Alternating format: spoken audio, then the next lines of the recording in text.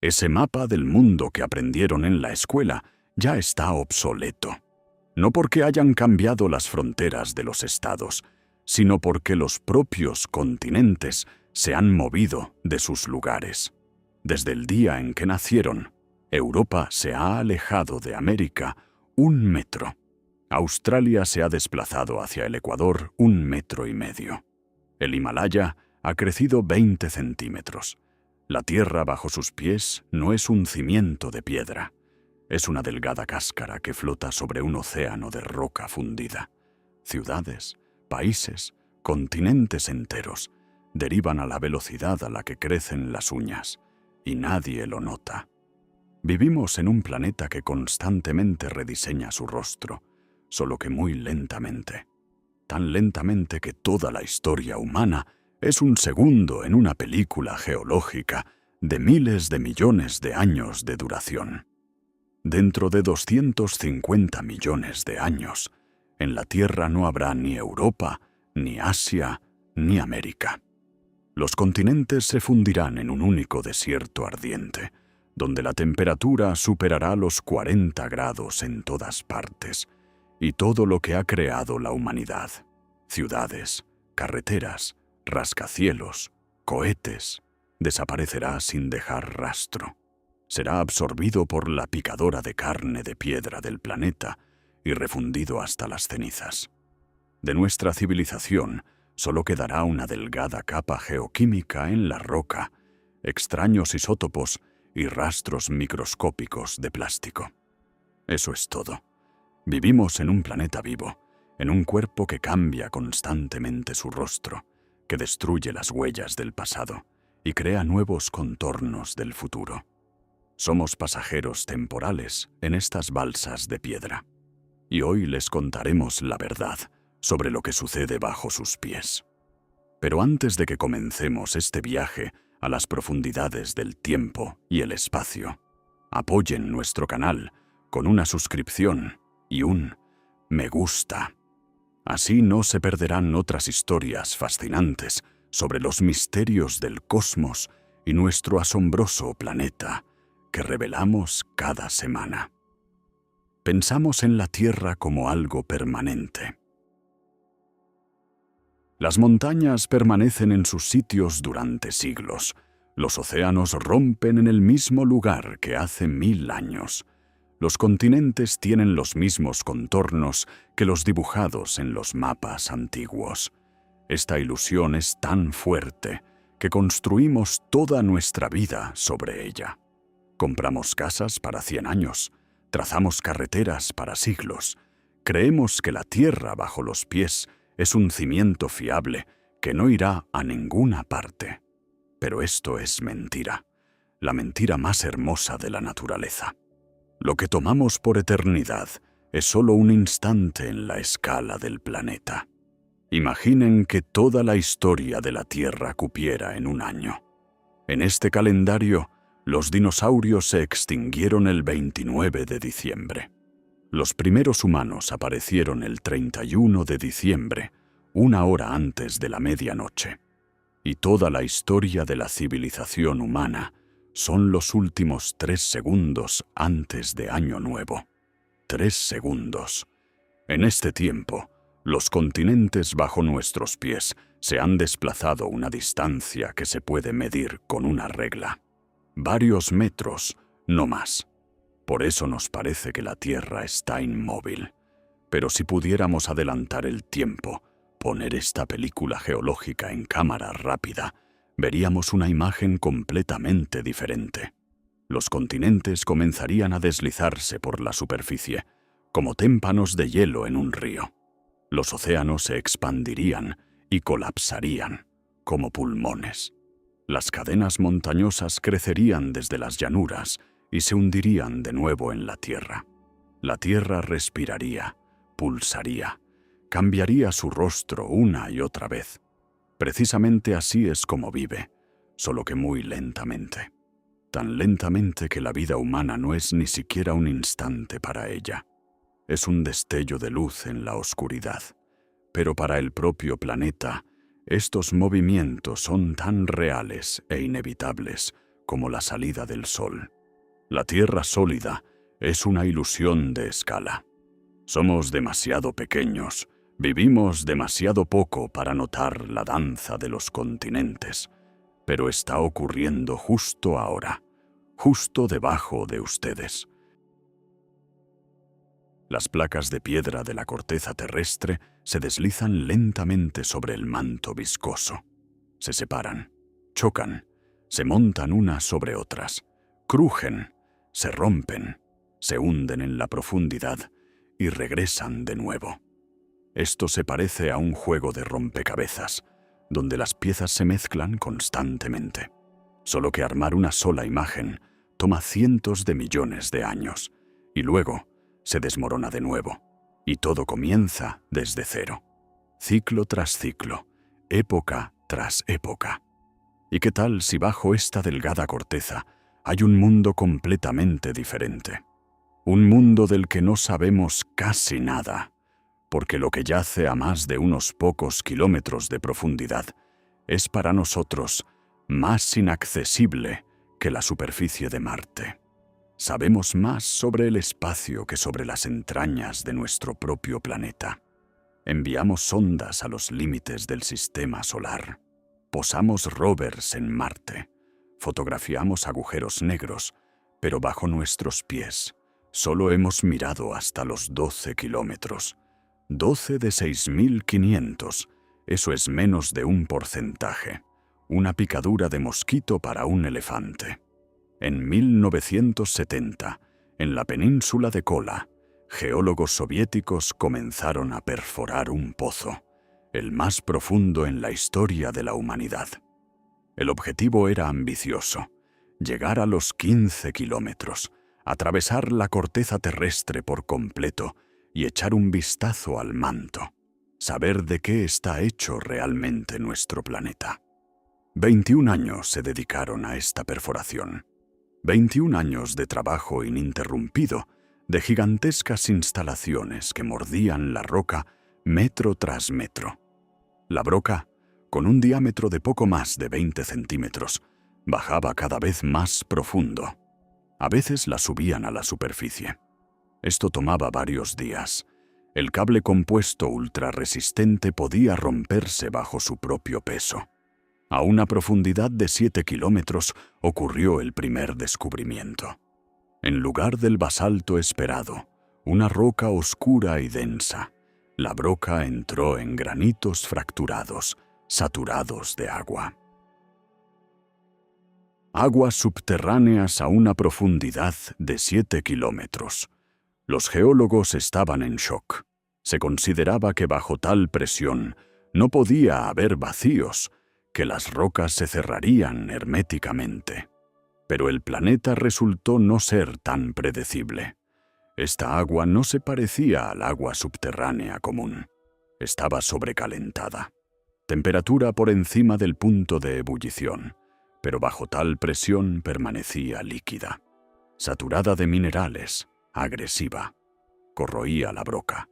Los científicos comprendieron que dentro de la Tierra existe todo un sistema de flujos de agua del que no sospechábamos. El agua circula a través de grietas en la roca a profundidades donde no debería estar. Pero esto fue solo el comienzo de las sorpresas. Cuando el núcleo, la columna de roca extraída de la profundidad, se subía a la superficie, se desmoronaba, literalmente explotaba por la activa liberación de gases. Dentro de las piedras, que habían estado bajo presión millones de años, resultaron estar atrapados gases. Cuando la presión caía bruscamente, el gas se expandía y rompía la roca desde adentro. Los granitos se convertían en migajas directamente en las manos de los geólogos. A una profundidad de 9 kilómetros encontraron fósiles, restos microscópicos de organismos antiguos. Su edad era de casi 3.000 millones de años. Eran unos de los rastros de vida más antiguos en la Tierra. Se conservaron en rocas que alguna vez estuvieron en la superficie y luego se hundieron en la profundidad. Resulta que la corteza no es solo un pastel de capas. Es un archivo, una crónica geológica que se hunde en el abismo del tiempo. Con cada kilómetro, la temperatura subía. A los 5 kilómetros 75 grados, a los 7 120, a los 12 220. Esto es el doble de lo que predecían los modelos. Los científicos se equivocaron en los cálculos. Las entrañas resultaron ser más calientes de lo que pensaban.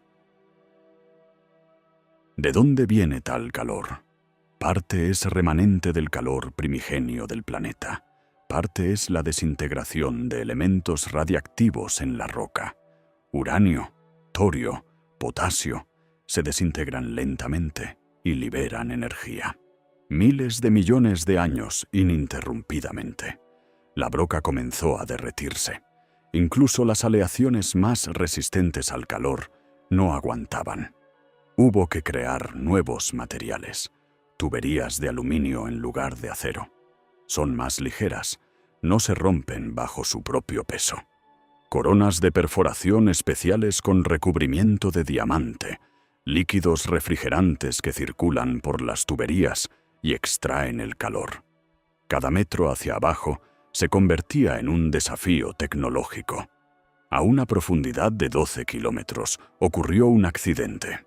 Se rompió la columna de perforación. 5 kilómetros de tuberías se quedaron abajo en el pozo. Imposible sacarlas. Hubo que empezar de nuevo. Perforar una desviación desde la marca de 7 kilómetros. Esto sucedió más de una vez. Al final, el pozo de Kola no es un solo agujero. Es un árbol con varias ramas, el tronco principal y desviaciones a diferentes profundidades. La desviación más profunda alcanzó los 12.262 metros, un récord que se mantiene hasta hoy. El ser humano no ha mirado más profundo en las entrañas de la Tierra y, lo más probable, es que no mirará en mucho tiempo. La perforación del pozo de Kola costó miles de millones de rublos. Las tecnologías alcanzaron el límite. Más allá, o métodos fundamentalmente nuevos, o es imposible. Y todo esto a una profundidad de 12 kilómetros. Esto es el grosor de una cáscara de huevo en comparación con las dimensiones de la Tierra. Más allá, hay 6.000 kilómetros de lo inexplorado. 6.000 kilómetros de roca ardiente, presión que convierte las piedras en líquido y procesos sobre los que solo podemos conjeturar. ¿Cómo sabemos entonces qué hay ahí abajo? ¿Cómo podemos hablar de la estructura del núcleo, del manto, del movimiento de las placas, si nunca llegaremos allí? La respuesta es simple. Escuchamos el eco de los terremotos. Cuando en algún lugar del planeta ocurre una sacudida, las ondas sísmicas se dispersan en todas direcciones. Atraviesan toda la Tierra, a través de la corteza, el manto, el núcleo. Y por cómo estas ondas se desaceleran, aceleran, se reflejan, podemos entender por qué material han pasado. Es similar a cómo un médico escucha su corazón con un estetoscopio. No ve el corazón, pero por el sonido puede decir si está sano. Así también los sismólogos han colocado miles de sensores por todo el mundo, y cada terremoto es una señal más, una pista más sobre lo que hay en la profundidad. Gracias a esto sabemos que la Tierra es un pastel de capas. Arriba una delgada corteza, con un grosor de 7 kilómetros bajo los océanos, hasta 70 bajo las montañas. Debajo de ella, el manto con un grosor de casi 3.000 kilómetros. Viscoso, ardiente, fluyendo lentamente. Y en el centro mismo, el núcleo. Un núcleo de hierro sólido, rodeado por una capa líquida de metal fundido. Pero lo más interesante es el manto. Precisamente allí ocurre lo que mueve los continentes, lo que cambia el rostro del planeta. La convección, gigantescos flujos de roca ardiente que suben y bajan, como agua en una olla sobre la estufa. Imaginen una sopa hirviendo. Chorros calientes suben del fondo a la superficie, se enfrían y bajan de nuevo. Un ciclo ininterrumpido. Así también funciona el manto de la Tierra. Solo que en lugar de sopa hay piedras, en lugar de minutos hay millones de años, en lugar de una olla hay un planeta entero. Pero aquí hay un matiz importante. El manto no es líquido, es sólido. Si pudieran tomar un trozo de roca del manto en las manos, sería duro como una piedra, porque eso es una piedra. Peridotita, una roca densa de color verde oscuro, compuesta de olivino y piroxeno. Pero bajo una enorme presión y a alta temperatura, esta roca sólida se comporta como un líquido muy viscoso. Fluye lentamente, igual que fluye el hielo en los glaciares. El hielo también es sólido, pero el glaciar se mueve bajo su propio peso, bajo presión, centímetros al día, años, siglos. El manto fluye aún más lento, pero el principio es el mismo. Esto se llama deformación plástica. Los átomos en la red cristalina del mineral se desplazan lentamente. Los enlaces se rompen y se restablecen. La roca cambia de forma sin destruirse, como plastilina que amasan en las manos. Solo que el proceso no toma segundos, sino milenios.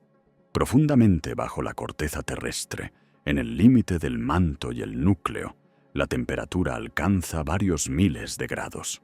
Allí, a una profundidad de casi 3.000 kilómetros, el núcleo de hierro ardiente entrega calor al manto. La roca allí está calentada a tal grado que se vuelve plástica. Es más ligera que la sustancia enfriada de arriba y comienza a flotar hacia arriba lentamente a una velocidad de varios centímetros al año, aproximadamente a la misma velocidad a la que crece su cabello. Este flujo caliente se llama pluma del manto. Imagínenlo como una gigantesca columna de roca ardiente que sube desde la profundidad. El diámetro de tal pluma es de cientos de kilómetros, la altura de miles. Se mueve hacia arriba, quemando su camino a través del manto. En el camino calienta y empuja las rocas circundantes. A su alrededor se forma una zona de densidad reducida, un área donde la sustancia del manto comienza a subir siguiendo a la pluma. Este proceso toma decenas de millones de años. La pluma sube desde el fondo del manto hacia la superficie. Cuando alcanza la corteza terrestre, choca contra una tapa de piedra sólida. No hay a dónde más ir. Y entonces el flujo se dispersa hacia los lados, como agua que choca contra una tapa, como el sombrero de un hongo sobre su tallo. Este flujo lateral empuja las placas litosféricas, enormes bloques de piedra de los que se compone la corteza terrestre. Presiona sobre ellas desde abajo, las rompe, las separa. En los lugares donde las placas se separan, se forman fallas. Allí sube desde abajo nueva roca del manto. Entra en una zona de presión más baja y comienza a fundirse. Este es un momento importante. El manto se funde no porque se vuelva más caliente, sino porque la presión cae. Cuando la roca sube a la superficie, la presión disminuye y la temperatura de fusión depende de la presión. A menor presión, la sustancia se funde más fácilmente. Por eso la roca del manto, al subir a la superficie, comienza a fundirse parcialmente. Se forma magma. Este magma sube por las grietas en la corteza, alcanza el fondo del océano y se derrama. Se solidifica en el agua fría, forma nueva corteza. Esto sucede en el fondo de los océanos, en las dorsales medio-oceánicas, largas cadenas montañosas submarinas que rodean todo el planeta. Islandia es uno de los pocos lugares donde esta dorsal sale a la superficie. Allí pueden pararse en la frontera de dos placas litosféricas. Bajo sus pies nace nueva corteza justo ahora. ¿Y qué pasa con la roca enfriada? Es más pesada, más densa, baja hacia abajo.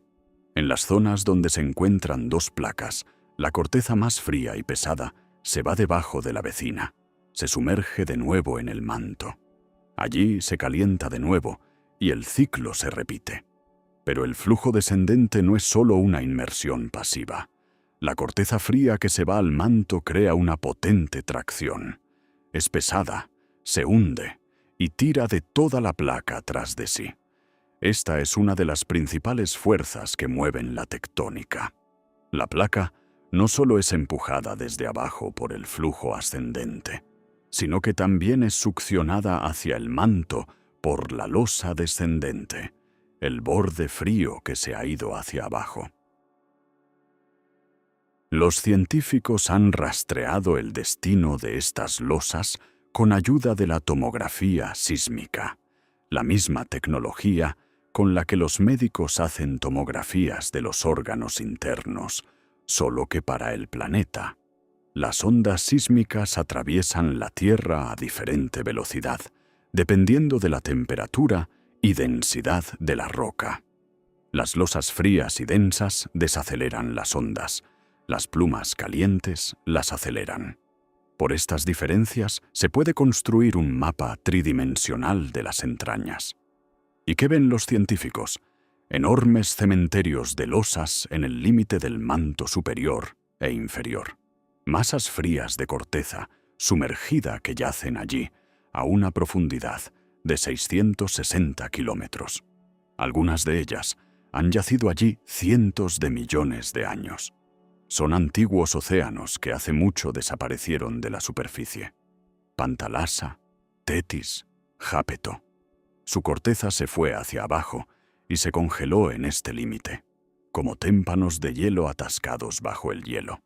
Pero tarde o temprano continúan la inmersión, caen más profundo en el manto inferior, hacia el límite con el núcleo. Allí, finalmente se disuelven, se refunden, se convierten en parte de nuevos flujos ascendentes y el círculo se cierra. Resulta una gigantesca cinta transportadora. Nueva corteza nace en las dorsales medias, se mueve hacia los lados. La vieja corteza se va hacia abajo en las zonas de subducción, se refunde, regresa arriba en forma de nuevos flujos. Y así, miles de millones de años ininterrumpidamente.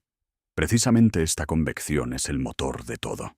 Crea terremotos, erupciones de volcanes, cadenas montañosas, fosas oceánicas. Dobla y rompe continentes como hojas de papel. Sin ella, la Tierra sería una bola muerta, congelada, inmóvil, como Marte, como la Luna.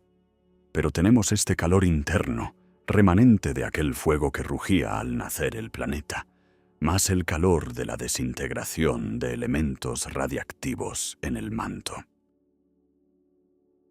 Esto es suficiente para que el manto continúe fluyendo, para que la convección no cese, para que la Tierra permanezca viva. Y mientras esta máquina funcione, los continentes se moverán, los océanos se expandirán y contraerán, las montañas crecerán y se destruirán. El planeta cambiará su rostro una y otra vez. La historia del movimiento de los continentes es la historia de la destrucción y la creación. La historia de cómo lo único se vuelve múltiple, y lo múltiple se reúne de nuevo en lo único. Un ciclo que dura cientos de millones de años y se repite una y otra vez. Hace 300 millones de años, el mapa de la Tierra se veía completamente diferente. No había ni océano Atlántico, ni Índico. Todos los continentes estaban fusionados en un macizo de tierra gigante. Los geólogos lo llamaron Pangea. Toda la Tierra. Un supercontinente rodeado por un único océano, Pantalasa. Imaginen este mundo. Si estuvieran en el centro de Pangea, hasta el mar más cercano habría varios miles de kilómetros. El clima allí era duro. Regiones interiores, desierto ardiente de día, helado de noche, sin océanos que suavicen la temperatura, sin humedad. En verano la temperatura subía por encima de los 50 grados. En invierno bajaba por debajo de cero. Oscilaciones de 70 grados entre estaciones. Ninguna moderación, ningún equilibrio. Lluvias en las regiones interiores casi no había. Los vientos húmedos del océano no podían penetrar en la profundidad del continente. Se detenían en las costas, donde crecían densos bosques, y en el centro se extendían infinitos desiertos rojos. Dunas de arena, de cientos de metros de altura, cañones lavados por raras pero potentes inundaciones, lagos salados que se secaban bajo el sol abrasador. En cambio, en los bordes del supercontinente, el clima era suave y húmedo. Allí se extendían infinitos bosques de helechos de la altura de un árbol, colas de caballo gigantes del grosor de un brazo humano, licopodios arborescentes cuyos troncos alcanzaban los 30 metros. Estos bosques no se parecían a los modernos. En ellos no había flores, no había pájaros, no había los insectos habituales para nosotros. Pero en cambio había otras criaturas, libélulas gigantes del tamaño de una gaviota. Su envergadura alcanzaba los 70 centímetros, 100 pies de más de 2 metros de largo, arrastrándose por el bosque, escorpiones del tamaño de un gato. Todo esto era posible porque en la atmósfera había más oxígeno que ahora, 35% en lugar de los actuales 21%. Con tal abundancia de oxígeno, los artrópodos podían crecer hasta tamaños monstruosos, y en la Tierra aparecieron los primeros reptiles verdaderos, ancestros de los dinosaurios. Aún pequeños, del tamaño de un perro, pero rápidos, ágiles, adaptados a la vida lejos del agua. Cazaban insectos gigantes, se escondían en madrigueras del calor diurno, dominaban un nuevo elemento, la tierra firme. En los océanos también bullía la vida. Amonites del tamaño de una rueda de automóvil, trilobites, los últimos representantes de la tribu más antigua de artrópodos, que pronto desaparecería para siempre. Los primeros peces óseos, tiburones que ya entonces eran depredadores perfectos y extrañas criaturas. Euriptéridos, escorpiones marinos de más de 2 metros de largo que patrullaban las aguas poco profundas. Pero Pangea no era algo especial en la historia del planeta. Era solo otro eslabón en la cadena de supercontinentes. Antes de ella existió Rodinia hace unos 1.000 millones de años. Aún antes Columbia, hace 1.500 millones de años. Y aún antes Kenorland, hace 2.500 millones de años. Cada vez los continentes se reunían, existían 1 o 200 millones de años, y luego se partían. ¿Por qué? Porque cuando todos los continentes se fusionan en un todo, las corrientes de convección en el manto se reorganizan. Bajo el supercontinente se acumula calor. La corteza continental es gruesa, hasta 70 kilómetros. Conduce mal el calor. Funciona como una manta. El manto debajo se calienta, la presión crece, y en algún momento una pluma del manto, un gigantesco flujo ascendente de roca ardiente, rompe la corteza desde abajo. El continente comienza a hincharse. En el centro se forma una cúpula gigantesca. La superficie se eleva cientos de metros. La corteza se estira, se agrieta. Por las grietas sube el magma, comienzan las erupciones. Cientos de volcanes despiertan simultáneamente. La lava inunda miles de kilómetros cuadrados. Se forman traps, mesetas de basalto escalonadas, pasteles de capas de flujos de lava solidificados. Las erupciones continúan millones de años. Se expulsa tanto dióxido de carbono y azufre que el clima del planeta cambia. Llega una glaciación o, al contrario, un calentamiento global, extinciones masivas. La vida se balancea al borde de la destrucción. y el continente, mientras tanto, continúa partiéndose. Las grietas se expanden, se convierten en rifts, profundas depresiones con paredes empinadas. En ellas fluye el agua, se forman mares estrechos. El rift se profundiza, alcanza el manto. El magma se derrama directamente en el fondo del mar. El agua hierve.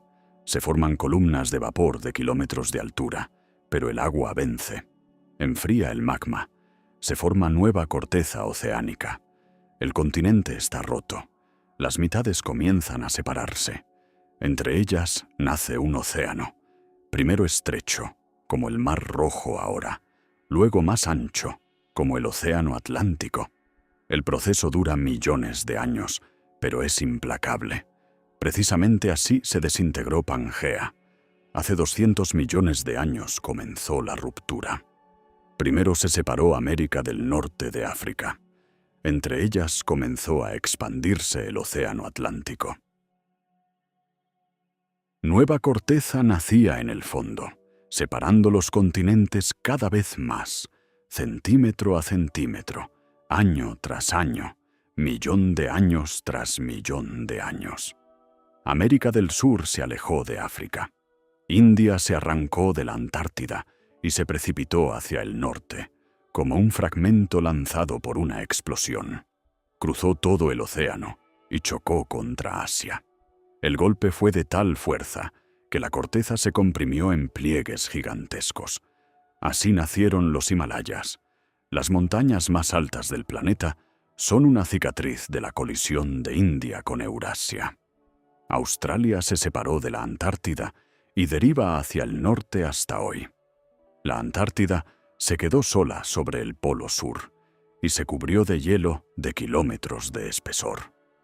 Y el Océano Atlántico sigue expandiéndose. Cada año Europa y América se alejan una de otra varios centímetros, lenta, pero inexorablemente.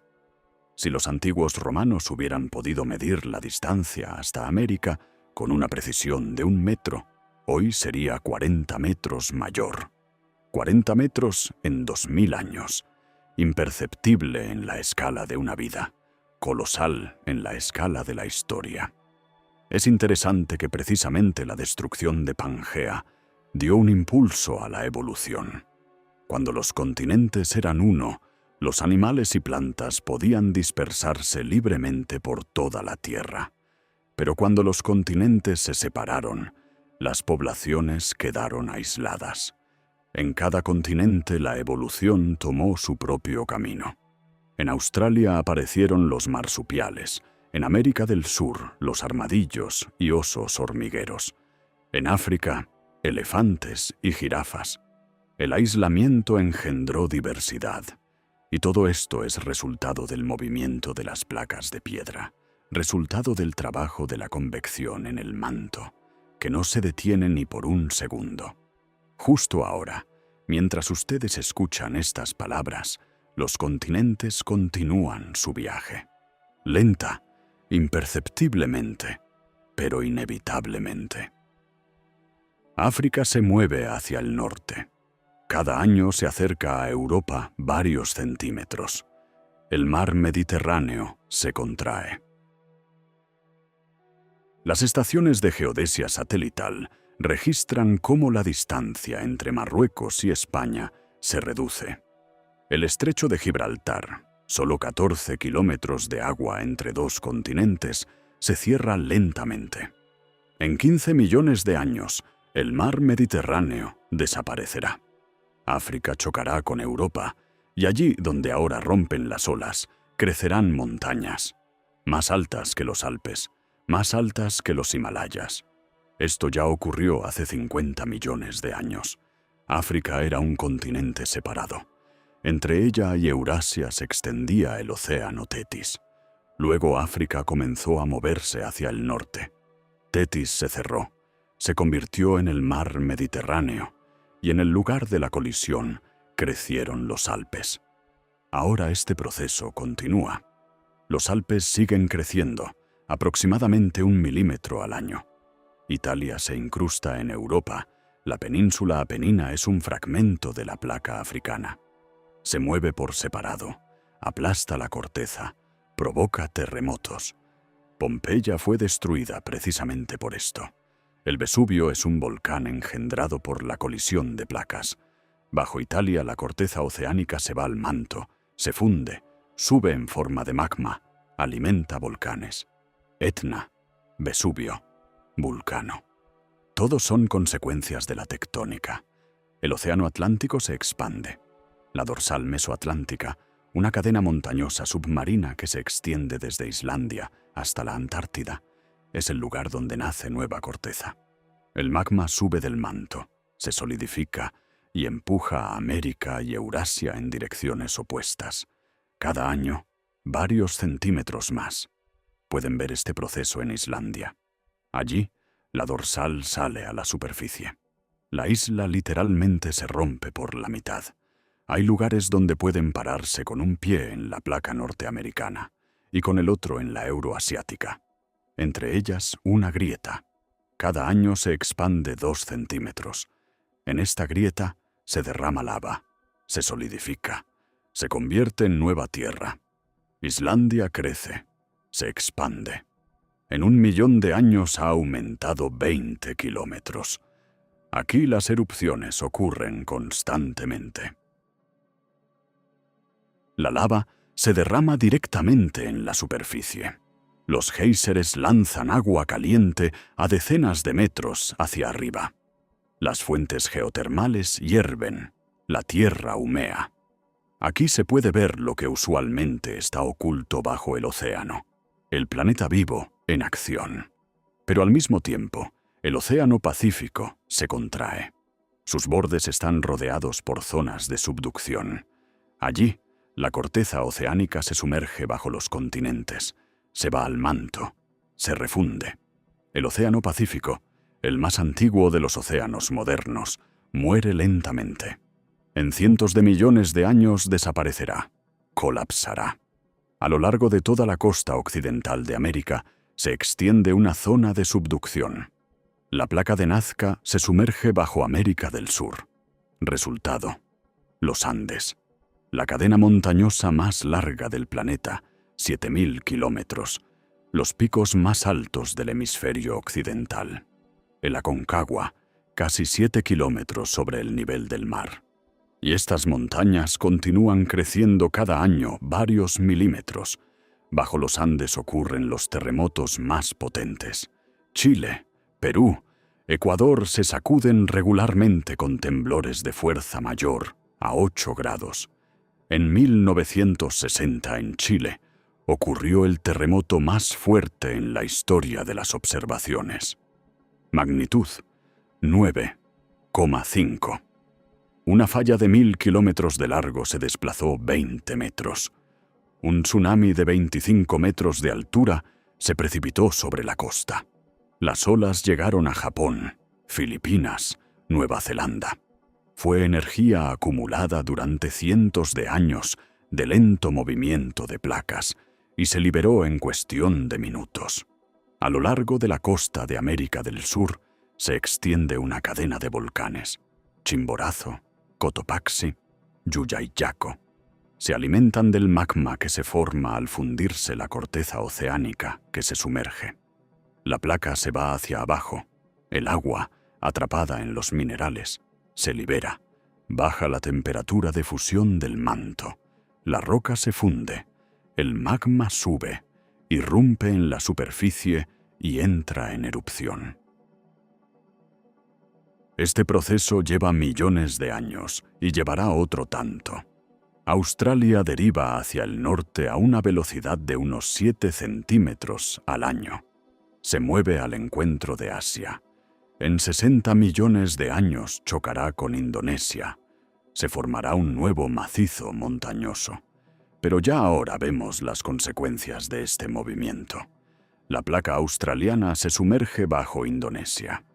Allí se forma una zona de subducción, una fosa profunda, una cadena de islas volcánicas: Krakatoa, Tambora, Agung, unos de los volcanes más peligrosos del planeta.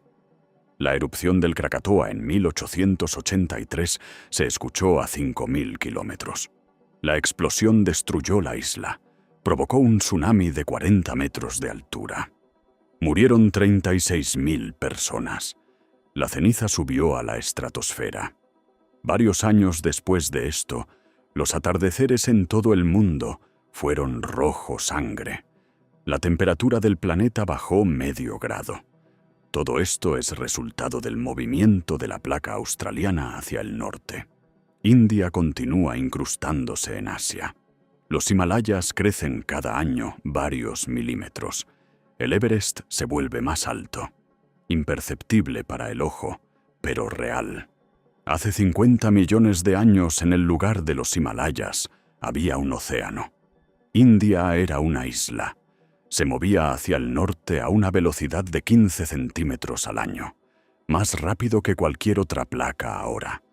Cruzó el océano Tetis, chocó contra Asia. La corteza oceánica entre ellas se fue al manto y la continental se arrugó en pliegues. Creció el macizo montañoso más alto del planeta. Este proceso continúa. India no se detuvo. Todavía se mueve hacia el norte, presiona sobre Asia. La meseta tibetana se eleva. Altura media 4,5 kilómetros. Es la meseta más alta del mundo y continúa creciendo. Los terremotos ocurren allí regularmente. Nepal, Bután, norte de India. Cada varios años un potente temblor, destrucción, víctimas. Es el precio del movimiento de los continentes. California se separa lentamente de América del Norte. La falla de San Andrés es la frontera entre dos placas. La placa del Pacífico arrastra un trozo de la costa hacia el norte. En varias decenas de millones de años, California se convertirá en una isla. Los Ángeles derivará a lo largo de la costa. Pasará junto a San Francisco. Dejará atrás Seattle. Se irá hacia Alaska. Y en el lugar de la falla se formará un nuevo océano. Ya ahora el movimiento por la falla es de unos 5 centímetros al año. Parece poco, pero en 100 años son 5 metros. En 1000 son 50. Las construcciones a diferentes lados de la falla se separan lentamente. Las cercas se rompen, las carreteras se agrietan. Es un desplazamiento lento y continuo, pero a veces el movimiento se atasca. Las placas rozan una contra otra, se atoran, la tensión se acumula y luego se libera de golpe. Terremoto. La falla se desplaza varios metros en un minuto. Todo lo que se acumuló durante décadas sucede instantáneamente. En 1906 tal terremoto destruyó San Francisco. Magnitud 7,8. La falla se desplazó 6 metros. La ciudad se convirtió en ruinas, 3.000 muertos. Fue uno de los cataclismos más destructivos en la historia de Estados Unidos. Y se repetirá. Mañana o en un año, pero en las próximas décadas casi con certeza. E Islandia se expande. Está ubicada justo en la dorsal mesoatlántica. La isla literalmente se rompe por la mitad. La parte oriental se mueve al este junto con Eurasia, la occidental al oeste junto con América. Cada año entre ellas surge nueva roca. Islandia crece. En 10 millones de años su superficie se duplicó. Todos estos movimientos los podemos medir. Los satélites del sistema GPS registran el desplazamiento de los continentes con una precisión milimétrica. Vemos cómo la Tierra vive, cómo respira, cómo cambia justo ahora. ¿Pero qué pasará después? ¿Hacia dónde se mueven los continentes? ¿Cómo será el mapa del mundo en millones de años? ¿Y tiene este movimiento un punto final? ¿O el planeta rediseñará su rostro eternamente? Las respuestas a estas preguntas las conocerán en la segunda parte de nuestro viaje a las profundidades del tiempo y las entrañas de la Tierra. Dentro de 250 millones de años en la Tierra, no quedarán los océanos habituales para nosotros. El océano Atlántico que ahora se expande, alcanzará su máximo y comenzará a colapsar. América girará y chocará contra Eurasia. África arrugará el Mediterráneo en pliegues de nuevas cadenas montañosas. Australia llegará a Asia. La Antártida se moverá del polo. Todos los continentes se fusionarán en un único macizo gigante. Los científicos ya le dieron nombre. Pangea Última, la última Pangea, o Pangea Próxima, la siguiente Pangea, un supercontinente que se cerrará en anillo alrededor de un mar interior. En el centro quedará un golfo, todo lo que sobrevivirá de los océanos, y alrededor, tierra continua del tamaño de la actual Eurasia, África y ambas Américas juntas. Pero será un mundo muerto. Los modelos climáticos muestran una imagen aterradora. Cuando todos los continentes se fusionen en un todo, los océanos dejarán de suavizar el clima. Ahora los mares funcionan como gigantescos aires acondicionados. Absorben el calor en el ecuador y lo transfieren a los polos. Evaporan el agua y la devuelven con lluvias. Enfrían las costas y calientan las islas. Sin ellos, el clima se vuelve continental, brusco, despiadado. En el centro de Pangea Última, la temperatura se mantendrá por encima de los 40 grados todo el año. De día 50 a 60 grados, de noche un poco más fresco, pero no mucho. Lluvias casi no habrá. La humedad no podrá penetrar en la profundidad del continente. Caerá en las costas y no llegará a las regiones interiores. Allí se extenderá un desierto quemado del tamaño de la mitad del supercontinente. Además, la concentración de dióxido de carbono en la atmósfera crecerá. La actividad volcánica en las fronteras de las placas que se fusionan arrojará al aire una enorme cantidad de gas, y la vegetación, que usualmente absorbe el dióxido de carbono, morirá por el calor. Resulta un efecto invernadero. El planeta se calentará aún más fuerte. Los científicos calcularon, solo el 8% de la Tierra de Pangea Última será apta para la vida de los mamíferos. 8%. Estrechas franjas a lo largo de las costas, tierras altas, donde es un poco más fresco, regiones polares, hasta donde aún llega la humedad. Todo lo demás es un horno infernal, donde cualquier criatura de sangre caliente morirá por sobrecalentamiento. En cuestión de horas, la humanidad para ese tiempo o desaparecerá o abandonará el planeta. Pero incluso si alguna forma de vida sobrevive en estos estrechos oasis, será una patética semejanza de la actual biodiversidad. El mundo se volverá más pobre, más simple, más duro. Y este no es el final. El supercontinente existirá 100 millones de años y luego se partirá de nuevo. Una pluma del manto romperá la corteza desde abajo. Pangea Última se romperá en pedazos. Nuevos océanos separarán los continentes y el ciclo se repetirá de nuevo. Pero entre el nacimiento y la muerte de los océanos ocurre algo terrible. Algo que borra la memoria del planeta, destruye las huellas del pasado, refunde la historia hasta las cenizas. Las zonas de subducción son lugares donde la corteza oceánica se va al manto. Allí donde se encuentran dos placas, la más pesada y fría se sumerge bajo la vecina, se hunde en la profundidad, se va a la fundición, y todo lo que estaba en su superficie desaparece para siempre. Imaginen una gigantesca cinta transportadora. De un lado nace nueva corteza en las dorsales mediooceánicas. El magma sube del manto, se solidifica, se convierte en basalto. Esta roca fresca comienza a moverse lentamente hacia los lados desde la dorsal. Varios centímetros al año. 1 millón de años son varias decenas de kilómetros. 100 millones de años son miles de kilómetros. La corteza oceánica viaja por el fondo del océano. Sobre ella se asientan restos de plancton, polvo, sedimentos. Se forma capa tras capa. La historia del océano se escribe en estos sedimentos. Cambios climáticos, extinciones, explosiones de vida, todo queda en la roca.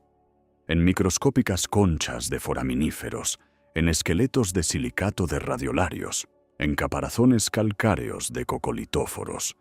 Cada capa es una página en la crónica geológica. Pero en algún momento esta placa alcanza un continente, y aquí su viaje termina. Choca contra la corteza continental. La corteza continental es más ligera, se compone de granitos y la oceánica de pesados basaltos. Por eso la corteza oceánica no puede subir por encima del continente. Se sumerge hacia abajo bajo él. El borde de la placa se dobla. Se forma una fosa profunda.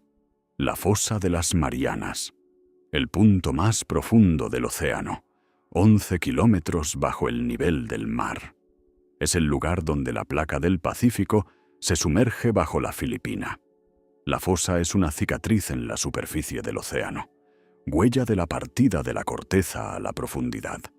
La placa se va en ángulo agudo al manto. Tras ella sigue toda la demás corteza, centímetro a centímetro. Año tras año, se sumerge cada vez más profundo, a decenas de kilómetros, a cientos.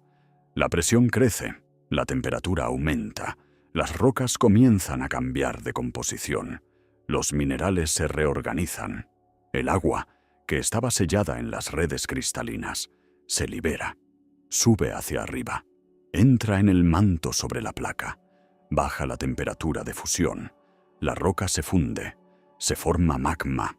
Este magma es más ligero que las rocas circundantes. Flota, se abre paso a la superficie, forma volcanes. A lo largo de todas las zonas de subducción se extienden cadenas de volcanes. El cinturón de fuego del Pacífico es un cinturón de volcanes y terremotos que rodea el Océano Pacífico. Japón, Kamchatka, Islas Aleutianas, Cordillera de las Cascadas, Andes, todos ellos son resultado del trabajo de las zonas de subducción. A una profundidad de 660 kilómetros se encuentra el límite entre el manto superior e inferior. Aquí la placa que se sumerge a veces se detiene, como si se colgara, pero no por mucho tiempo. Luego cae más allá en el manto inferior, hacia el límite con el núcleo. Allí, finalmente se disuelve en la sustancia ardiente, se refunde por completo, y todo lo que estaba en esta corteza desaparece. Todos los sedimentos, todos los fósiles, toda la historia se refunde junto con la roca. Los átomos se mezclan, las moléculas se desintegran, no quedan huellas. La corteza oceánica más antigua que existe ahora en el fondo del océano tiene 156 millones de años. Se encuentra en el Océano Pacífico, en la cuenca de Pigafetta. Todo lo que es más antiguo ya se fue a las zonas de subducción. Se refundió, desapareció. Resulta que la corteza oceánica vive no más de 200 millones de años. Nace en las dorsales, viaja por el fondo, se va a las zonas de subducción. Un ciclo de la longitud de épocas. ¿Y qué hay de la corteza continental? Es más ligera, no se hunde. Los continentes permanecen en la superficie miles de millones de años. Las rocas más antiguas en la Tierra son granitos con una edad de 3.500 millones de años.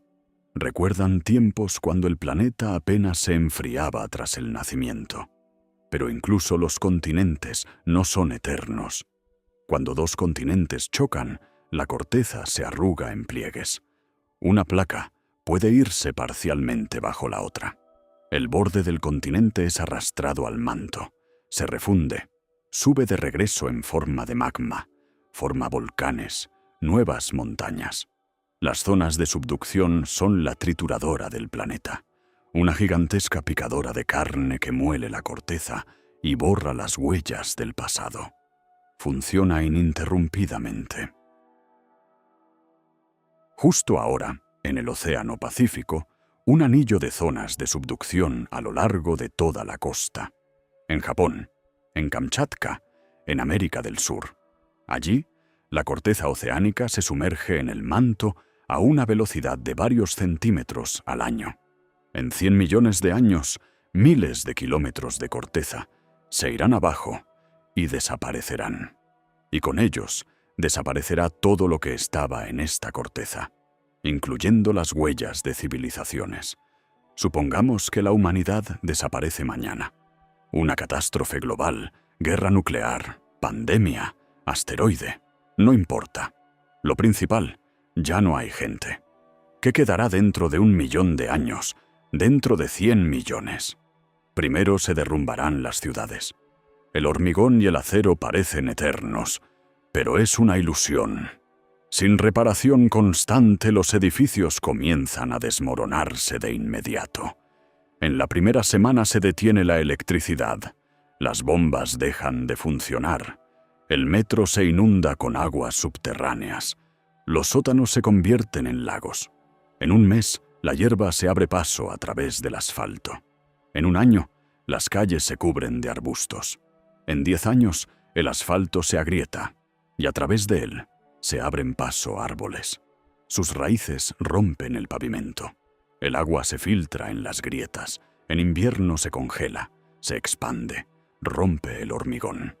Este ciclo de congelación y descongelación es más destructivo que cualquier bomba. Lenta, pero seguramente desmorona incluso las construcciones más firmes. En 100 años, la mayoría de las casas se convierten en ruinas. Los techos se hunden. Sin reparación constante, las tejas se destruyen. La lluvia penetra dentro. Las vigas de madera se pudren. Los techos se derrumban. Las paredes quedan sin soporte y se desmoronan. Las construcciones metálicas se oxidan. El hierro se oxida en el aire, especialmente rápido en clima húmedo. En 100 años del esqueleto de acero de un rascacielos solo quedan manchas rojas de óxido. El vidrio se destruye más lentamente. Puede yacer miles de años, pero es frágil. Un árbol caído rompe las ventanas. El granizo perfora las vitrinas.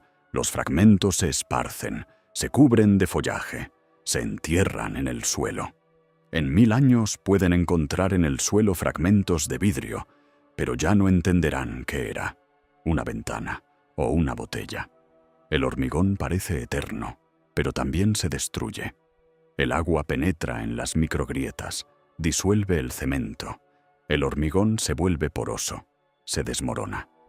Las heladas terminan el trabajo. En 1000 años de un edificio de hormigón, solo quedan bloques informes cubiertos de musgo. En 10.000 años incluso de las estructuras más masivas, solo quedan colinas de escombros cubiertas de bosque. Imaginen Nueva York dentro de 10.000 años. Manhattan está cubierta de nuevo de bosque. Altos robles y arces crecen allí, donde alguna vez estuvieron los rascacielos. Bajo sus raíces una capa de hormigón roto y metal oxidado. A veces de la tierra sobresale un trozo de viga de acero. Pero la mayor parte de la ciudad ya se disolvió, se convirtió en suelo, se volvió parte del ecosistema. Los ríos cambian de cauce. El Hudson erosiona las orillas, avanza sobre la ciudad. En 100.000 años Manhattan puede encontrarse de nuevo bajo el agua. Los sedimentos marinos cubrirán las ruinas. Arena, limo, arcilla, capa tras capa.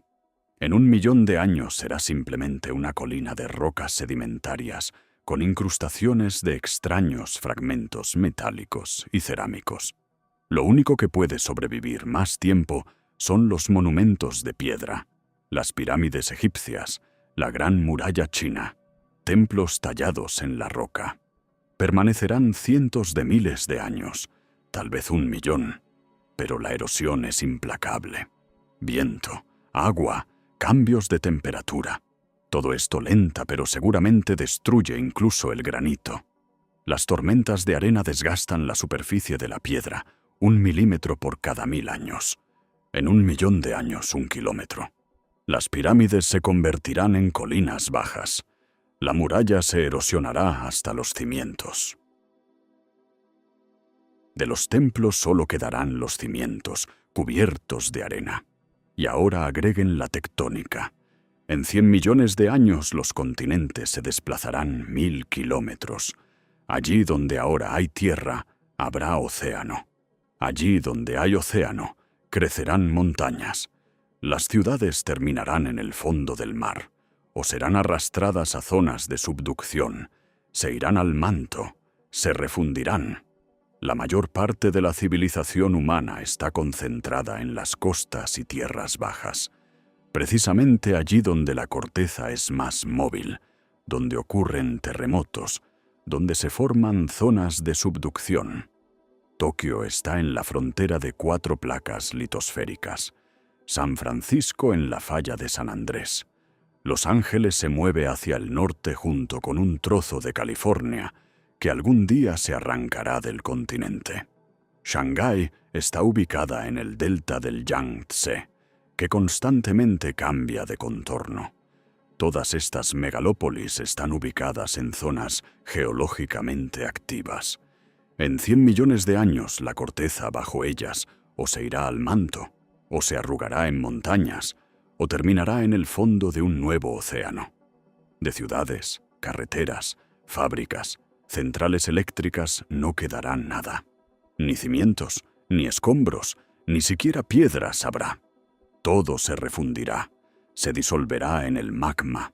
Los átomos de hierro de los rascacielos se mezclarán con los átomos de silicio del manto. El carbono del plástico se volverá parte de nuevos minerales. No quedarán huellas. Incluso lo que consideramos más duradero, nuestra técnica espacial, también desaparecerá.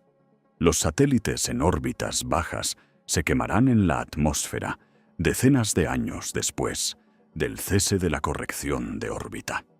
La Estación Espacial Internacional caerá en 20 años. Los satélites geoestacionarios pueden aguantar más, miles de años, pero las órbitas son inestables. La gravedad de la Luna y el Sol las perturba. Tarde o temprano, o caerán, o volarán al espacio. Lo único que sobrevivirá por mucho tiempo son los aparatos en la Luna y Marte. Los rovers lunares de la misión Apolo, los rovers marcianos, módulos de aterrizaje. En la Luna no hay atmósfera, no hay viento, no hay lluvia, no hay tectónica. Estos aparatos pueden yacer miles de millones de años, cubiertos por una delgada capa de polvo lunar, inmóviles, muertos, pero conservados. Serán los últimos testimonios de nuestra existencia. Cuando en la Tierra no quede ni rastro de la humanidad, en la Luna todavía estarán las banderas y los rovers dejados por los astronautas. Pero tal vez algo sobreviva, algún artefacto, alguna señal de que una civilización inteligente existió aquí. Lo más duradero que creó la humanidad no son las pirámides, ni las estatuas, ni los templos. Es el plástico y los isótopos radiactivos. El plástico se descompone muy lentamente. El microplástico ya penetró en los océanos, en el suelo, en los sedimentos en el fondo de los mares.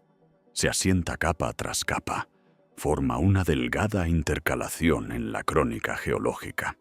Si esta intercalación cae en rocas sedimentarias que no se van a las zonas de subducción, se conservará.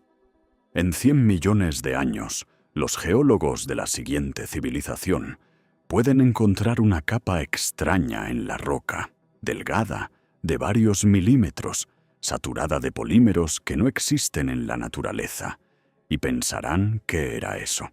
Lo mismo con los isótopos radiactivos. Las pruebas nucleares esparcieron por el planeta elementos radiactivos con una proporción inusual de isótopos. Plutonio, que no se encuentra en condiciones naturales. Cesio, estroncio, carbono con composición isotópica alterada. Estos elementos se desintegran lentamente.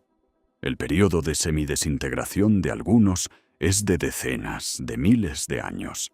Dejarán rastro en las rocas. Otro marcador es la composición alterada de la atmósfera. Quemamos una enorme cantidad de combustible fósil. El carbono, que estaba encerrado en las entrañas cientos de millones de años, lo arrojamos a la atmósfera en 200 años. Este carbono tiene una composición isotópica determinada. Difiere de aquel carbono que participa en el ciclo natural. Esta señal se grabará en las rocas sedimentarias, en las conchas de moluscos, en los arrecifes de coral, en las estalactitas de las cuevas. Pero todo esto son solo anomalías geoquímicas, una delgada capa en la roca, una extraña proporción de isótopos. Para el futuro geólogo, esto será simplemente un hecho curioso, una indicación de algún evento. Tal vez incluso determinen que en este tiempo existía una civilización tecnológica, pero saber algo concreto sobre nosotros es imposible. Ni teléfonos inteligentes, ni automóviles, ni libros, ni edificios. Todo esto desaparecerá sin dejar rastro. La tectónica de placas borrará todo, como borró las huellas de épocas anteriores. Sabemos que los dinosaurios gobernaron el planeta 160 millones de años, pero de todo este tiempo de ellos quedaron solo fósiles. Huesos, huellas, cáscaras de huevos. Y eso no en todas partes, solo en aquellos lugares donde las condiciones fueron adecuadas para la fosilización, donde los sedimentos cubrieron rápidamente los restos, donde no había oxígeno para descomponer la materia orgánica, donde no había fuertes corrientes para llevarse los huesos. La probabilidad de que un organismo se convierta en fósil es insignificante. De miles de millones de dinosaurios que vivieron y murieron, encontramos restos, tal vez, de algunos miles de individuos. Es una gota en el océano. El resto desapareció, se descompuso, se disolvió, fue arrastrado a zonas de subducción. Lo mismo nos espera a nosotros. Incluso si algunos restos humanos caen en condiciones ideales y se fosilizan, la probabilidad de encontrarlos dentro de 100 millones de años tiende a cero. La corteza sobre la que yacen o se irá al manto, o se elevará en montañas y se destruirá por la erosión.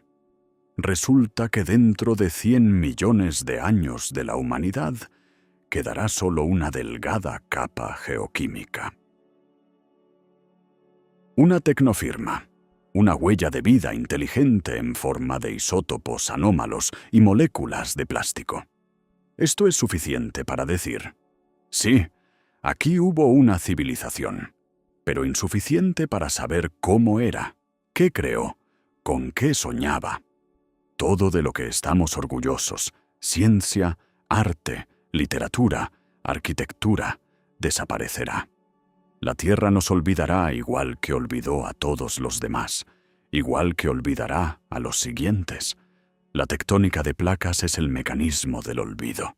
El planeta borra constantemente su memoria, rediseña la superficie, mezcla las rocas, destruye las huellas del pasado y crea una hoja en blanco para el futuro. Pero en esto hay otro sentido.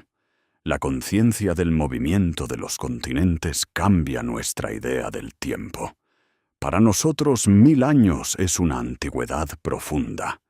Para el planeta es un cuadro en una película de miles de millones de años de duración.